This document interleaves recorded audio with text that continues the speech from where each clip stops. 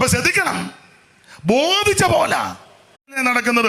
ബോധിച്ച ഏവരിൽ പണ്ട് കാലത്തൊക്കെ പ്രായമുള്ളവർക്കറിയാം, കാരണവന്മാരും ചുമതലപ്പെട്ടവരും പോയി കണ്ട് ആലോചിച്ച് ഉറപ്പിച്ച് വരിക.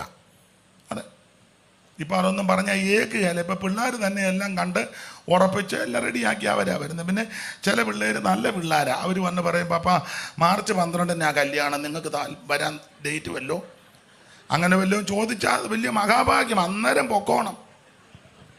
അല്ലെ അതും കൂടാനൊക്കുകയല്ല. വല്ലാത്തൊരു കാലമാണ്.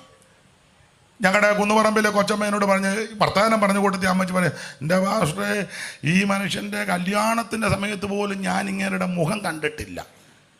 അന്നൊന്നും നോക്കാനൊക്കത്തില്ല, കാരണവന്മാരിക്കുമ്പോൾ പുള്ളിയുടെ മുഖത്തോട്ട് നോക്കിയിരുന്ന പഴയ കാലമാണ്. ഇപ്പം അതൊന്നും പറഞ്ഞാൽ ഒക്കത്തില്ല. അത് നിങ്ങൾ പറയും, അയാളിപ്പോൾ 100 കൊല്ലം പുറകെ കിടക്കുക, ദായിയാക്ക് വിവരമില്ലെന്നീ പറയുന്നെന്ന്. പക്ഷേ അന്ന് ഇത്രയും ഡൈവേഴ്സ് കേസും ഇല്ലായിരുന്നു.